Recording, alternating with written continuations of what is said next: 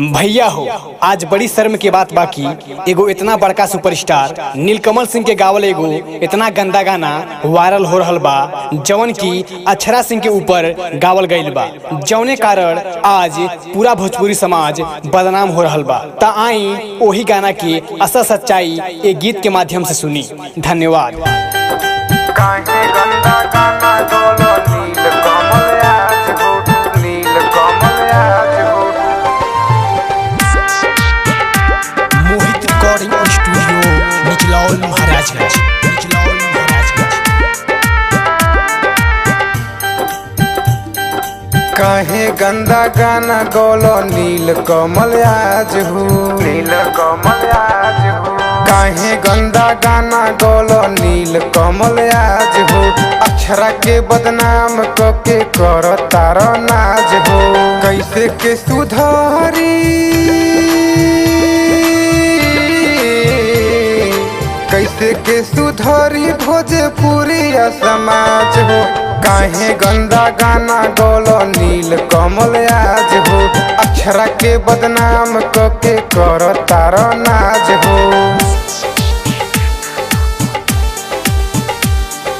काहे गंदा गाना गोलो नीलकमल आज हो।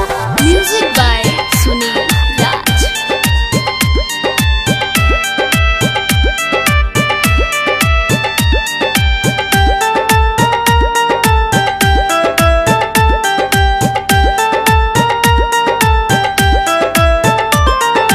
बनना पुजारी भैया पवन खेसारी के कर बदनाम नहीं बेटी महतारी के, कर बदनाम नहीं बेटी महतारी के।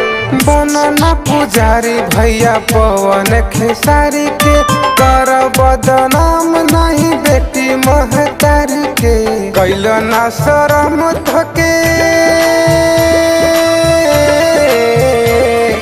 कैल ना शरम तोहके लागल नहीं लाज हो। काहे गंदा गाना गोलो नीलकमल आज हो। कैसे के सुधरी भोजपुरी समाज हो। मोहित रिकॉर्डिंग स्टूडियो निचलौल महाराजगंज, निचलौल महाराजगंज।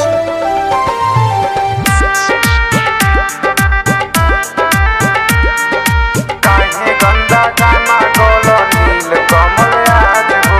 मोहित बोलमुआ गीतिया लिखे समझाई। अपने जस दूसरा के बुझो बेटी माई, अपने जस दूसरा के बुझो बेटी माई। मोहित बोलमुआ गीतिया लिखे समझाई। अपने जस दूसरा के बुझो बेटी माई। गाँव तारे शिवा बाबू,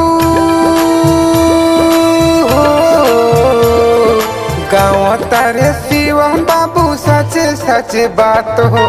काहे गंदा गाना गोलो नीलकमल आज हो। कैसे के सुधरी भोजपुरी समाज हो, भोजपुरी समाज हो।